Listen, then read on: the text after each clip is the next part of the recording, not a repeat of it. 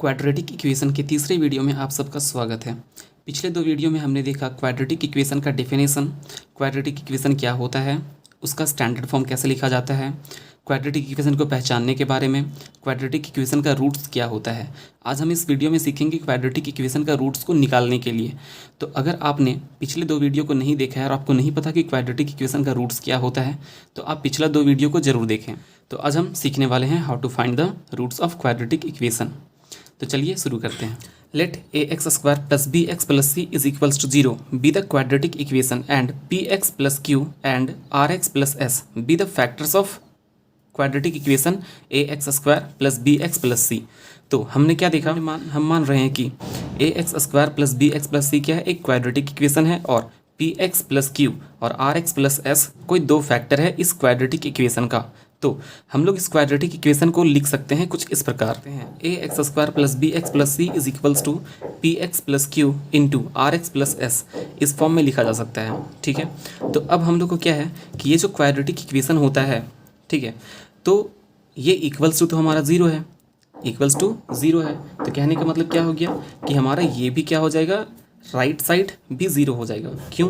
क्योंकि left side हमारा zero है। ज़ीरो कैसे है, a x square plus b x plus c is equals to zero, ये हमने मान रखा है क्योंकि ये एक क्वाड्रेटिक इक्वेशन है, इक्वल्स टू ज़ीरो होता है। तो इसमें हमारा p x plus q into r x plus s भी ज़ीरो हो जाएगा। तो इसको भी हम लोग क्या करेंगे, ज़ीरो से इक्वेट कर देंगे। तो ये ज़ीरो कब होगा, जब दोनों में से कोई एक ज़ीरो होगा। ठीक है, तो ये पूरा टर्म ज़ीरो होने के लिए कोई भी एक टर्म ज़ीरो होगा। मतलब अगर ये ज़ीरो हो जाता है तो ज़ीरो इंटू इतना किया जाएगा तो ज़ीरो हो जाएगा। अगर ये ज़ीरो होता है तो ज़ीरो इंटू इतना करेंगे तो ज़ीरो हो जाएगा।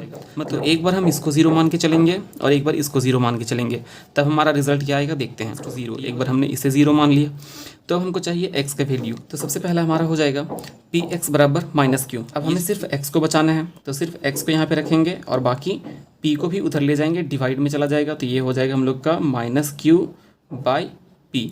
तो ये x का एक वैल्यू निकल गया, x का वैल्यू निकल गया कहने का मतलब ये हमारा एक रूट निकल गया। ठीक है, हो गया पहला रूट। पर हम लोग जानते हैं किसी भी क्वाड्रेटिक इक्वेशन का दो रूट्स होता है, तो दूसरा रूट भी हम लोग को निकालना होगा। तो दूसरा रूट क्या होगा, चलिए हम लोग देखते हैं। तो एक बार हमने इसको इक्वेट किया ज़ीरो से, अब एक बार इसको सेपरेटली इक्वेट करना है हम लोग को ज़ीरो से।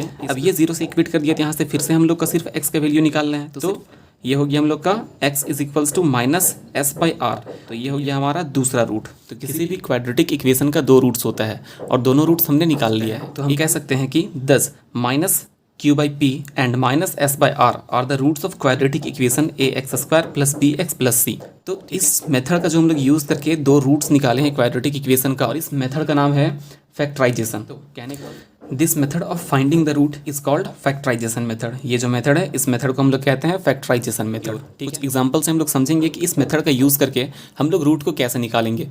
तो एग्जांपल लेते हुए अब हम लोग समझने वाले हैं। Find the root of 9x square minus 3x minus 2 is equals to 0 by factorisation. तो ये हमारा क्वाड्रेटिक इक्वेशन है और इसका रूट निकालना है किस मेथड से, फैक्टराइजेशन मेथड से। किसी भी क्वाड्रेटिक इक्वेशन का सॉल्यूशन का मतलब होता है उसका रूट्स को फाइंड करना।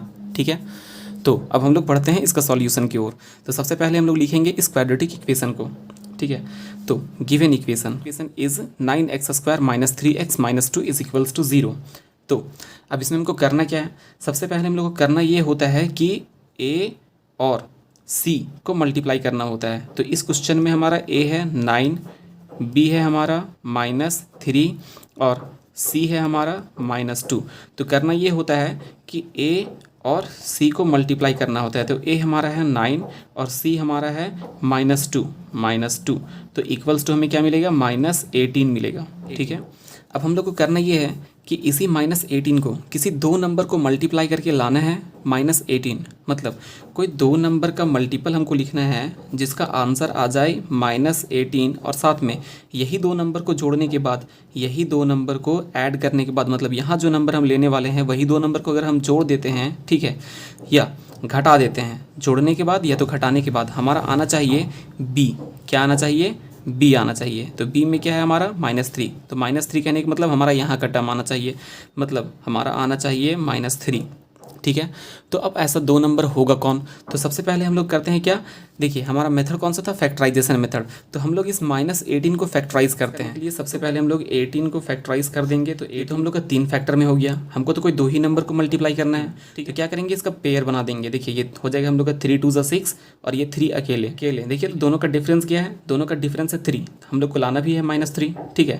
तो 3 लाना है, पर यहाँ 3 ना ला के हम लोग को क्या लाना है, -3 लाना है। तो क्या करेंगे हम लोग करेंगे ये कि पहला टर्म को रखेंगे -6 और दूसरा टर्म को रखेंगे +3 और करेंगे हम लोग एडिशन का काम, मतलब यहाँ पे अब सब्ट्रैक्शन का काम नहीं है।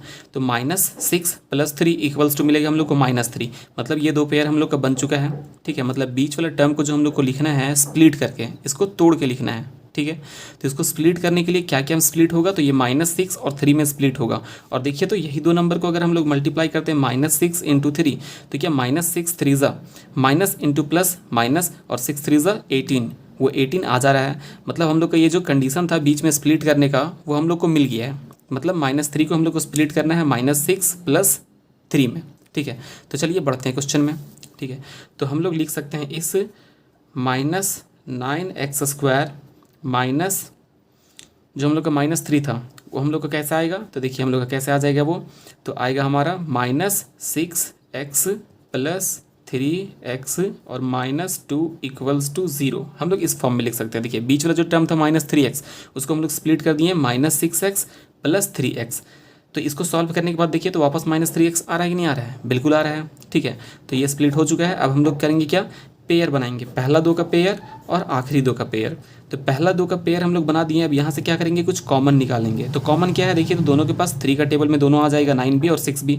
तो 3 कॉमन निकाल लेंगे और दोनों के पास एक एक x है, तो एक x कॉमन निकाल लेंगे, ठीक है। तो कॉमन निकालने के बाद बचा क्या यहाँ पे, तो यहाँ बचा हम लोग का 3x - 2, ठीक है।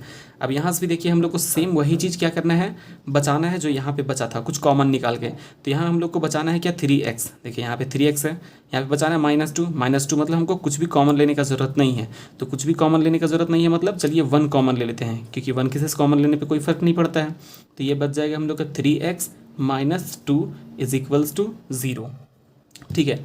अब फिर से क्या होगा, दोबारा देखिए हमारा ये जो टर्म है, ठीक है, ये पहला टर्म हम लोग का, ठीक है, और ये दूसरा टर्म, ठीक है। तो दोनों से एक सेम चीज़ हम लोग को दिख रहा है मल्टीपल के रूप में, ये 3x - 2 और 3x - 2। तो क्या यहाँ से वापस 3x - 2 और 3x - 2 को कॉमन निकाला जा सकता है, तो बिल्कुल निकाला जा सकता है। तो चलिए हमने वापस से उसको क्या किया है, कॉमन निकाल लिया है। 3x - 2 3x - 2 दोनों से कॉमन निकाल लिया। तो हमारे पास क्या बचा, यहाँ से बचा 3x, देखिए यहाँ से बच गया 3x और यहाँ से क्या बचा +1, तो +1 और = 0। तो फिर से यहाँ पे क्या करेंगे, दोनों को इक्वेट करेंगे 0 से। एक बार इसको 0 से इक्वेट करेंगे तो 0 इंटू कुछ भी करेंगे तो 0 मिल जाएगा, और एक बार इसको 0 से इक्वेट करेंगे तो 0 इंटू कुछ भी करेंगे तो 0 मिल जाएगा।